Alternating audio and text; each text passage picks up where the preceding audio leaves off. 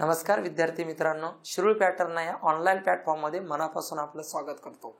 आज आपण या व्हिडिओच्या माध्यमातून महाराष्ट्रातला समृद्धी महामार्ग, महाराष्ट्रात नवी होऊ घातलेला गोव्यापासून नागपूरपर्यंतचा शक्तिपीठ महामार्ग, त्याचबरोबर दादासाहेब फाळके पुरस्कार जो चित्रपटसृष्टीतला सर्वोच्च पुरस्कार आहे, त्याचबरोबर क्रीडा क्षेत्रातला सर्वोच्च पुरस्कार मेजर ध्यानचंद ज्याचं पूर्वीचं नाव राजीव गांधी खेलरत्न पुरस्कार होतं, या चार गोष्टींचा अभ्यास करणार आहोत। हे 4 पॉइंट यासाठी घेतलेले एकाच पेपरमध्ये तुम्हाला ह्या वर्षीच्या पोलीस भरतीमध्ये दिसणार आहेत। आपण ज्या स्वाध्याय मालिकेमध्ये प्रश्न घेतलेले त्याच स्वरूपाचे नवे नवे तर तेच प्रश्न त्या ठिकाणी तुम्हाला दिसणार आहेत। चला वेळ न घालवता सुरुवात करतोय। समृद्धी महामार्ग, हिंदू सम्राट, हृदय सम्राट बाळासाहेब ठाकरे समृद्धी महामार्ग, जो महाराष्ट्रातल्या मुंबई राजधानीपासून तर उपराजधानीला जोडणारा जो अतिशय महत्वाचा 701 किलोमीटरचा 10 जिल्ह्यातून जाणारा महाराष्ट्राची विकासाची गंगा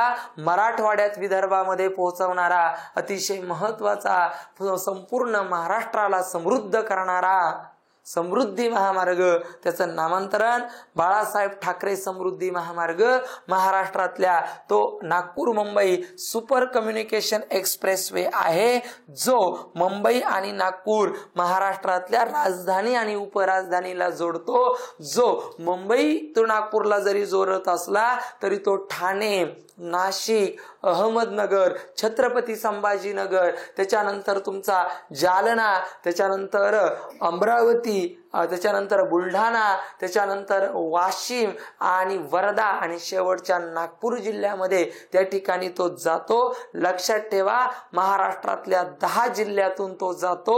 कोणकोणत्या तर ठाण्यातून निघतो, नाशिक, अहमदनगर, छत्रपती संभाजीनगर, जालना, अमरावती, बुलढाणा, वर्धा, नागपूर आणि त्या ठिकाणी सगळ्यात महत्वाचं वाशिम। या 10 जिल्ह्यातून हे 10च्या 10 जिल्हे आपले पाठच असणं आवश्यक आहे। तो एकूण 24 तालुक्यातून जातो। वेगवेगळ्या महाराष्ट्रातल्या लांबी 701 किलोमीटर आहे। ग्रीनफील्ड महामार्ग त्या ठिकाणी आहे। एकूण पदर 8 आहे, जाताना 4 आणि येताना 4, रुंदी 120 मीटरची आहे।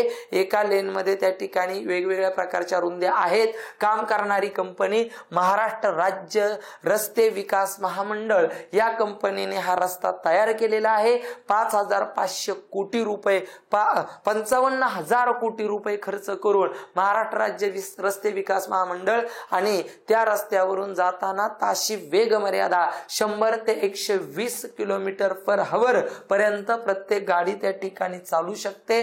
देखरेख करणारी कंपनी MSRDC महाराष्ट्र राज्य रस्ते विकास महामंडळ, ज्या कंपनीने तो 55,000 कोटी रुपये खर्च करून बांधलेला आहे। पहिल्या टप्प्याचं उद्घाटन 11 डिसेंबर 2022 ला नरेंद्र मोदींच्या हस्ते शिर्डी ते नागपूर या टप्प्याचं, नागपूर पासून शिर्डी पर्यंत त्याचं उद्घाटन झालेलं आहे। त्याची जमीन जो 701 किलोमीटरचा 10 जिल्ह्यातून 24 तालुक्यातून जाणारा जो 55,000 कोटी रुपये खर्च करून महाराष्ट्र राज्य रस्ते विकास महामंडळाने हा अतिशय महाराष्ट्राच्या वैभवामध्ये वैभव टाकणारा हा जो रस्ता तयार केलेला आहे, 9,900 हेक्टर जमीन व्यापलेली आहे। याचा अभ्यास करत असताना भारतातला सर्वात लांब राष्ट्रीय महामार्ग NH-44 श्रीनगर ते कन्याकुमारी जो 6 राज्यातून जातो, तो सुद्धा आपल्याला अभ्यासनं परीक्षेच्या दृष्टीने महत्वाचं ठरतं। ज्याची लांबी 23 त्रिके 69 2369 किलोमीटर आहे। तो त्या ठिकाणी श्रीनगर टू कन्याकुमारी भारतातला सर्वात लांब राष्ट्रीय महामार्ग NH त्या ठिकाणी 44 आहे। त्याचबरोबर महाराष्ट्रातला त्या ठिकाणी सर्वात लांब राष्ट्रीय महामार्ग भारतातला झाला महाराष्ट्रातला MS-46 आहे। हजीरा टू कोलकाता पर्यंत तो जातो। 797 किलोमीटर लांबीचा त्या ठिकाणी आहे। भारतात एकूण राष्ट्रीय महामार्गाची संख्या 599 म्हणजे NH नॅशनल हायवे 599 आहे। भारतातला सर्वात मोठा जम्मू कन्याकुमारी पर्यंत, काश्मीर टू कन्याकुमारी, श्रीनगर टू कन्याकुमारी 2369 किलोमीटरचा त्या ठिकाणी आहे। 6 राज्यातून जातो। महाराष्ट्रातला NH-46 आहे, भारतातला NH-44 आहे। Hazira to Kolkata 797 kilometre. महाराष्ट्रात एकूण राष्ट्रीय महामार्ग 18 आहे, भारतात एकूण 599 आहे। परीक्षेच्या दृष्टीने महत्वाची आकडेवारी तुम्हाला सांगतोय। ज्याप्रमाणे बाळासाहेब ठाकरे समृद्धी महामार्ग जो 701 किलोमीटरचा महाराष्ट्रातल्या वेगवेगळ्या 10 जिल्ह्यातून, मग तो नाशिक, ठाणे, अहमदनगर, औरंगाबाद, जालना, वर्धा, बुलढाणा, अमरावती, नागपूर आणि वाशिम या 10 जिल्ह्यातून जातो। त्याच पद्धतीने अजून एक महाराष्ट्राच्या वैभवशाली इतिहासामध्ये वैभव टाकणारा शक्तीपीठ महामार्ग महाराष्ट्र शासनाने निर्माण करण्याचा निर्णय त्या ठिकाणी घेतला। तो शक्तीपीठ महामार्ग नागपूर पासून गोव्यापर्यंत किंवा गोव्यापासून नागपूर पर्यंत 760 किलोमीटरचा त्या ठिकाणी आहे। लेन 6 आहे, समृद्धी महामार्गाचे 6 आहे आणि जिल्हे 12 + 1 13, महाराष्ट्रातले 12 जिल्हे प्लस गोवा राज्यातला एक जिल्हा असा 13 जिल्ह्यातून शक्तीपीठ महामार्ग। भारतामध्ये शक्तीपीठ 51 आहेत, महाराष्ट्रामध्ये 3.5 पीठ आहे। कोल्हापूरची महालक्ष्मी, धाराशिवची तुळजापूरची तुळजाभवानी, नांदेडच्या किनवट तालुक्यातली रेणुका देवी आणि नाशिक मधली वणी अर्धपीठ त्या ठिकाणी आहे। हा शक्तीपीठ महामार्ग आहे। त्याच्या आधी समृद्धी महामार्ग होता, म्हणून मी पहिल्यांदाच तुम्हाला सांगितलं होतं की त्या ठिकाणी अतिशय महत्त्वाची माहिती। व्हिडिओ नीट शेवटपर्यंत ऐका, नोट्स काढा। व्हिडिओ आवडत असेल तर लाईक करा आणि चॅनलला सबस्क्राईब केल्याशिवाय पुढे जाऊ नका। अतिशय सुंदर सुंदर माहिती पोलीस आपण सगळेजण मिळून त्या ठिकाणी होणार आहोत।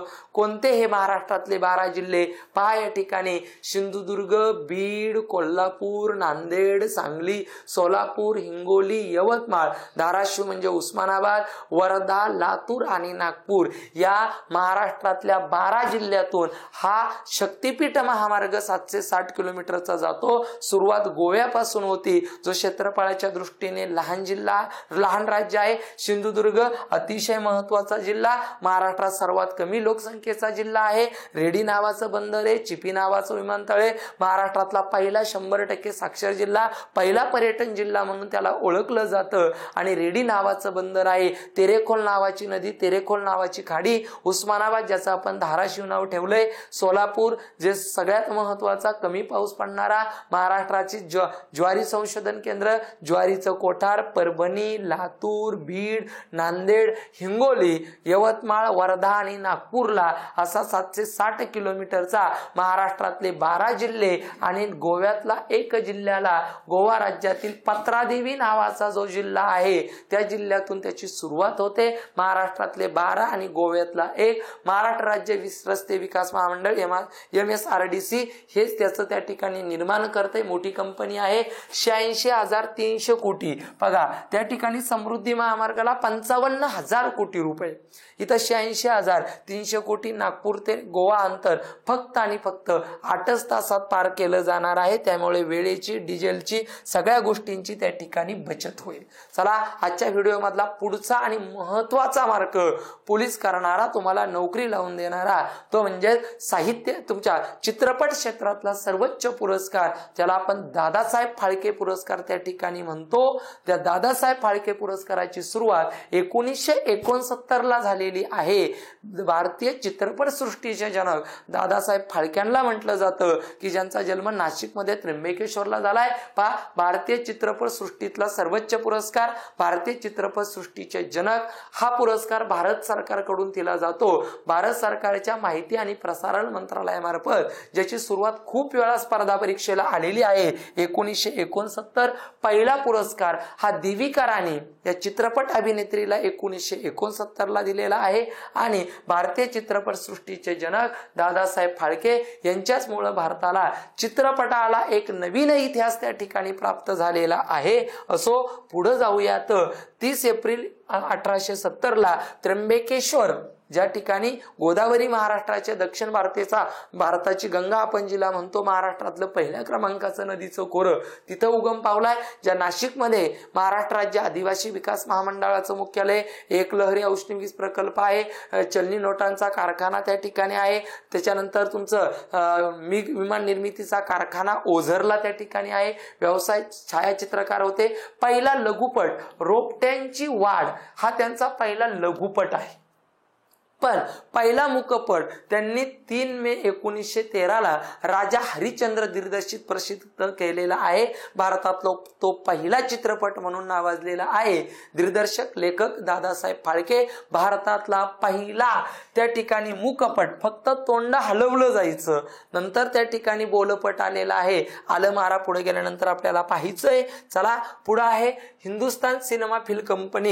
ही कंपनी त्यांनी 1 जानेवारी 1918 स्थापन केली. पहिला मुकपट स्थापन केला. दादासाहेब फाळके यांचा पहिला चित्रपट गंगा अवतरण. नीट समजून घ्या, रक्कम 10 लाख रुपये या पुरस्काराच्या निमित्ताने त्या विजेत्या व्यक्तीला, त्या नट असेल, नटी असेल, दिग्दर्शक असेल, त्यांना दिला जातो. हा पुरस्कार भारताचा महिमहिम पहिले व्यक्ती राष्ट्रपतीच्या हस्ते दिला जातो. आतापर्यंतचा इतिहास उचकून जर पाहिला तर तो 8 महिलांना हा पुरस्कार देण्यात आलेला आहे. पुढे जायचंय. पहिला मुकपट आलम आरा 1934 पहिला त्या ठिकाणी पहिला बोलपट, मुकपट नाही तर पहिला त्या ठिकाणी बोलपट आहे हा आलम आरा. पहिला मुकपट राजा हरिश्चंद्र 3 मे 1913 त्याचं दिग्दर्शन त्यांनी केलेलं आहे. लता मंगेशकरांना दादासाहेब फाळके पुरस्काराने 1989 गौरवण्यात आलेला आहे. 2018 50वा सुवर्ण महोत्सवी वर्षातला विनोद खन्ना ह्या अतिशय जबरदस्त अशा चित्रपट त्या ठिकाणी अभिनेत्याला भेटलेला आहे. 2021चा रजनीकांत या दाक्षिणात्य अतिशय जबरदस्त असं व्यक्तिमत्व, कला अतिशय ठासून भरलेली असा तो अभिनेता म्हणजे रजनीकांत. 2022चा आशा पारेख यांना भेटलेला आहे आणि 2023चा वहिदा रहमान या अभिनेत्रीला 53वा त्या ठिकाणी दादासाहेब फाळके पुरस्काराने सन्मानित करण्यात आलेला आहे. हा प्रश्न खूप महत्वाचा. 2-3च प्रश्न विचारले जातात. भारतातला चित्रपटसृष्टीतला पुरस्कार कोणता, भारतीय चित्रपटसृष्टीचे जनक कोणते, पहिला कोणाला भेटला होता, शेवटचा कोणला वहिदा रहमान कितवा, अशा स्वरूपाचे प्रश्न त्या ठिकाणी विचारले जातात. चला आजच्या व्हिडिओ मधला पुढचा अतिशय महत्वाचा पॉइंट तो म्हणजे मेजर ध्यानचंद क्रीडा पुरस्कार. या ठिकाणी ज्याप्रमाणे चित्रपट सृष्टीतला सर्वोच्च पुरस्कार त्या ठिकाणी दादासाहेब फाळके आहे, भारतातला साहित्य क्षेत्रातला सर्वोच्च ज्ञानपीठ पुरस्कार आहे, त्याच पद्धतीने भारतातला क्रीडा क्षेत्रातला सर्वोच्च पुरस्कार मेजर ध्यानचंद, ज्याचं सुरुवात 1991 झाली. सुरुवातीला नाव राजीव गांधी खेलरत्न पुरस्कार होतं आणि आता त्याचं नाव भारतीय क्रीडा क्षेत्रातले अतिशय हॉकीचे जादूगार म्हणून त्यांना ओळखलं जातं. की 29 ऑगस्ट त्यांचा जन्मदिवस आपण राष्ट्रीय क्रीडा दिवस म्हणून साजरा करतो. असं महान व्यक्तिमत्व तो म्हणजेच मेजर ध्यानचंद. त्यांनी 28, 32 आणि 36च्या ऑलिम्पिक्स मध्ये खूप सुवर्ण हॉकीच्या माध्यमातून आपल्याला भारताला मिळवून दिले. त्यांचा जन्मदिवस 29 ऑगस्ट आणि क्रीडा क्षेत्रातला सर्वोच्च पुरस्कार हा सुरुवात 1991 झाली. त्याची सध्या रक्कम 25 लाख रुपये आहे. पहिला 64 घराण्यांचा राजा बुद्धिबळपटू विश्वनाथ आनंदला हा पुरस्कार दिलाय. सुरुवातीचं नाव राजीव गांधी खेलरत्न पुरस्कार आहे. रक्कम 25 लाख रुपये दिली जाते. 2023 या पुरस्कार दिलेला आहे. अच्युता शरद कमल टेबल टेनिसची त्या ठिकाणी ती खेळाडू आहेत. त्यांना 2023चा शेवटचा आणि मला वाटते आता त्या ठिकाणी आता येतीलच ह्या वर्षीचे त्या ठिकाणी पुरस्कार 24चे त्या ठिकाणी येतील, पण आता सध्या शेवटचा अच्युता शरद कमल टेबल टेनिस मध्ये ऑलिम्पिक मध्ये चांगली कामगिरी केली होती म्हणून त्यांना देण्यात आलेला आहे. आणि क्रिकेटचा देव सचिन तेंडुलकरांना 1998 या पुरस्काराने सन्मानित केलेला आहे.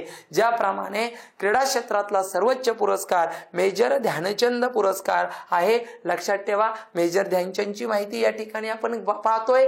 हॉकीचे जादूगार आहेत. 29 ऑगस्ट त्यांचा जन्मदिवस राष्ट्रीय क्रीडा दिवस साजरा करतो. खूपच IMP प्रश्न.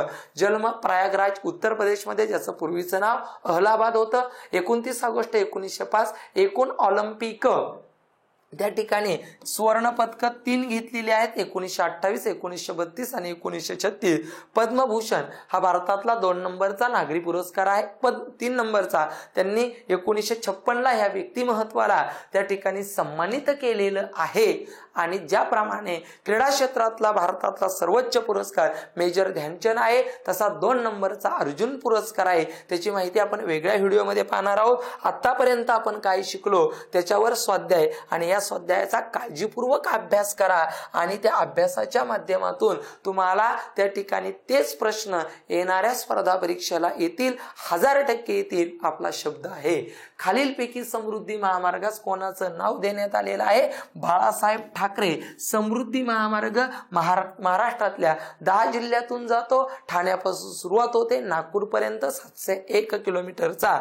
ओके, चला पुढे. खालीलपैकी किती जिल्ह्यातून समृद्धी महामार्ग जातो? 10 जिल्ह्यातूनच जातो. शक्तिपीठ महामार्ग 12. 10 जिल्हे तोंडपाठ असावेत.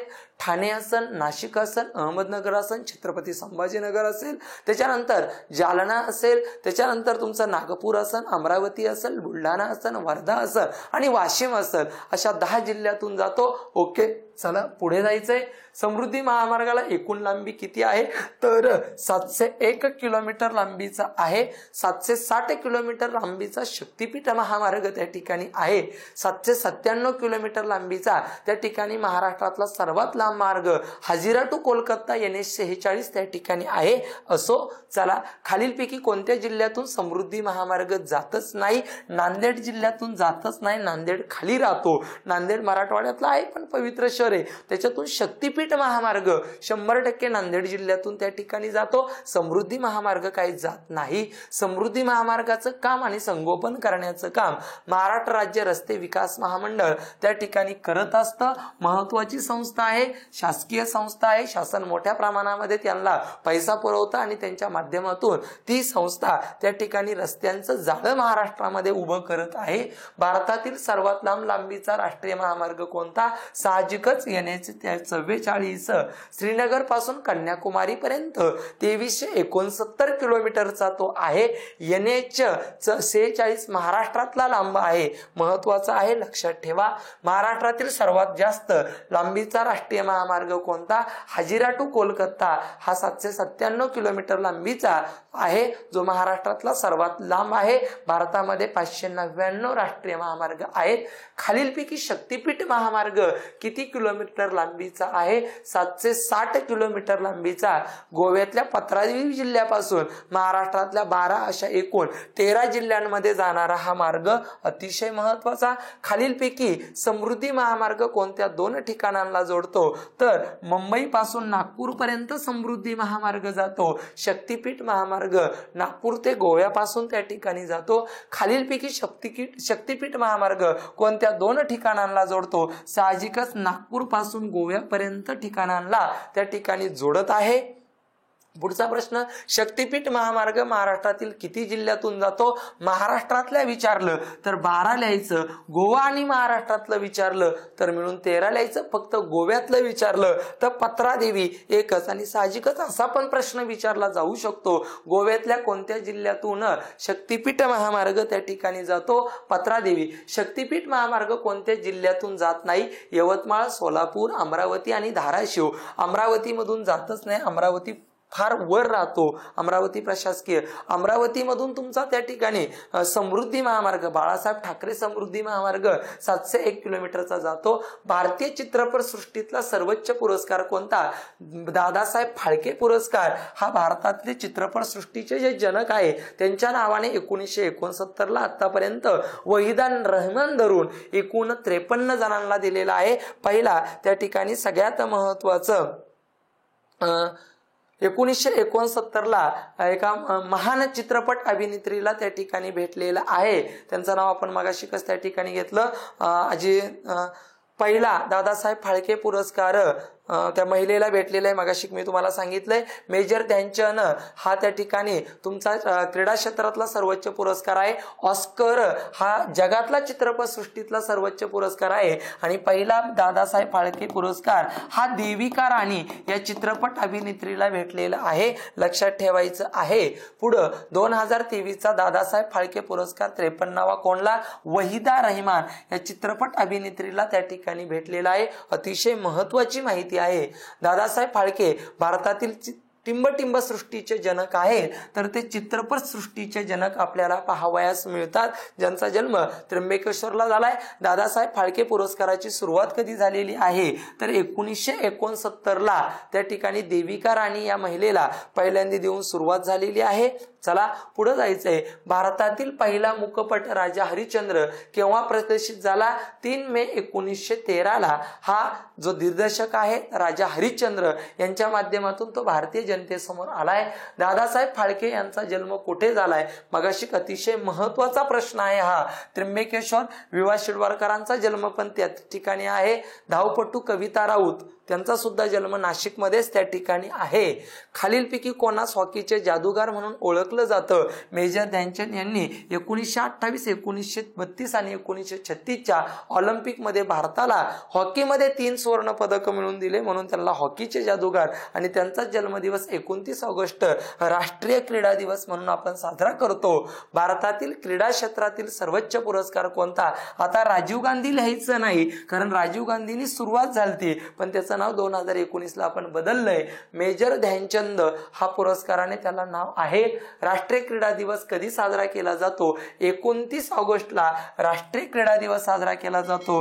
12 ऑगस्टला त्या ठिकाणी सगळ्यात महत्वाचं आंतरराष्ट्रीय युवक दिन साजरा केला जातो किंवा हत्ती दिन सुद्धा त्या ठिकाणी साजरा केला जातो. 15 ऑगस्टला स्वातंत्र्य दिन साजरा केला जातो आणि 20 ऑगस्टला अक्षय ऊर्जा दिन राजीव गांधींचा जन्मदिवस आहे, त्या दिवशी साजरा केला जातो. मेजर ध्यानचंद क्रीडा पुरस्काराची रक्कम सध्या किती लाख रुपये आहे तर 25 लाख रुपये एवढ्या रकमेचं ते त्या ठिकाणी पुरस्कार आहे. भारतातला क्रीडा क्षेत्रातला सर्वोच्च. 2023ला मेजर ध्यानचंद क्रीडा पुरस्कार कोणाला भेटला? अंचता Sharath Kamal. Tennis table Olympic मध्ये त्यांनी त्या ठिकाणी पदक भेटलं होतं, त्यांना त्याबद्दल पुरस्कार त्या ठिकाणी देण्यात आलेला आहे. पुढं पहिला मेजर ध्यानचंद क्रीडा पुरस्कार कोणाला भेटलेला आहे? 64 घराण्यांचा राजा बुद्धिबळपटू विश्वनाथ आनंद 1992ला त्यांना देण्यात आला. त्यानंतर पुढचा प्रश्न, अर्जुन पुरस्काराची सुरुवात कधी झाली? क्रीडा क्षेत्रातला भारतातला 2 नंबरचा पुरस्कार अर्जुन पुरस्काराची सुरुवात 1991ला झाली आणि क्रीडापटू घडवण्यासाठी जो दिला जातो तुमचा द्रोणाचार्य पुरस्कार त्याची सुरुवात 1986ला त्या ठिकाणी झालेली आहे. असो अतिशय महत्वाचा व्हिडिओ प्रत्येक पोलीस भरतीच्या करणाऱ्या, प्रत्येक एमपीसीचा करणाऱ्या विद्यार्थ्यांसाठीचा आहे, कारण एकाच व्हिडिओमध्ये अतिशय महत्वाची फापट बसारा नाही, डायरेक्ट पेपरला अटॅक करणाऱ्या प्रश्नांवरच आपण हात घातलेला आहे. मग तो समृद्धी महामार्ग असेल, शक्तीपीठ महामार्ग असेल, दादासाहेब फाळके पुरस्कार असेल किंवा मेजर ध्यानचंद पुरस्कार असेल, हे असे 4 पॉइंट राजाव आहेत की ते पेपरला येतातच, त्याच्याशिवाय पेपरच पूर्ण होऊ शकत नाही. असो व्हिडिओ आवडला असेल तर नक्की त्या ठिकाणी लाईक करा आणि चॅनलला सबस्क्राईब करा. तुम्हाला मोठ्या प्रमाणामध्ये वेळोवेळी युट्यूबला माहिती आम्ही त्या ठिकाणी घेऊन येऊ. ज्या विद्यार्थ्यांना परिपूर्ण त्या ठिकाणी लेक्चर आणि वेगळ्या प्रकारचे कोर्स करायचे आहेत, अतिशय कमी पैशामध्ये त्या ठिकाणी आपण ॲपवर कोर्स उपलब्ध करून दिलेले आहेत. स्वतंत्र गणित, स्वतंत्र बुद्धिमत्ता आणि अवघड गणितांचा एक डायरेक्ट त्या ठिकाणी क्लास आपण घेतोय. अवघड बुद्धिमत्तेचा पण त्या ठिकाणी क्लास घेतोय. मराठी स्वतंत्र, जीके स्वतंत्र, राज्यघटना स्वतंत्र, सगळ्यांचे स्वतंत्र लेक्चर्स त्या ठिकाणी आहेत. ॲपवर या आणि ॲप घ्या. अतिशय कमी पैशामध्ये, फार नाममात्र फी मध्ये आपण ते विद्यार्थ्यांपर्यंत त्या ठिकाणी देतोय. आणि सगळ्यात महत्त्वाचं, येणाऱ्या पोलीस भरतीसाठी आदर्श 100 सराव पेपर अतिशय कमी पैशामध्ये म्हणजे फक्त 100 रुपयामध्ये तुमच्यापर्यंत त्या ठिकाणी आपण घेऊन येतोय. आणि तेच फक्त आणि फक्त ॲपवरच त्या ठिकाणी भेटणारे, फक्त 1 रुपयाला 1 पेपर आणि त्याचं विश्लेषण सुद्धा लक्षात ठेवा. आणि अतिशय जबरदस्त असे त्या पेपरमध्ये स्कॉलरशिप 5वी 8वी MMHचे एमपीसीचे प्रश्न सुद्धा टाकण्याचा प्रयत्न करून त्या ठिकाणी विद्यार्थ्यांना ज्ञानवृद्ध करण्याचा प्रयत्न केलेला आहे. असो त्या ठिकाणी हा व्हिडिओ आवडला असेल तर जास्तीत जास्त विद्यार्थ्यांपर्यंत त्या ठिकाणी पोहोचवा. जास्तीत जास्त मुलांनी ॲप घ्या. ॲपवर येणाऱ्या पोलीस भरतीला 2024च्या महापोलीस भरतीसाठी 100 रुपयामध्ये 100 पेपर आपण विद्यार्थ्यांना उत्तर पत्रिकेसहित त्या ठिकाणी देत आहोत. प्रत्येक प्रश्नाचं सविस्तर विश्लेषण नवे तर जानेवारी 2023च्या एंडिंग पर्यंत ज्या ज्या भारतामध्ये, महाराष्ट्रामध्ये आणि जगामध्ये चालू घडामोडी घडलेल्या आहेत ते सुद्धा प्रश्न त्या पेपरमध्ये त्या ठिकाणी असणार आहेत. असो थांबूयात. धन्यवाद.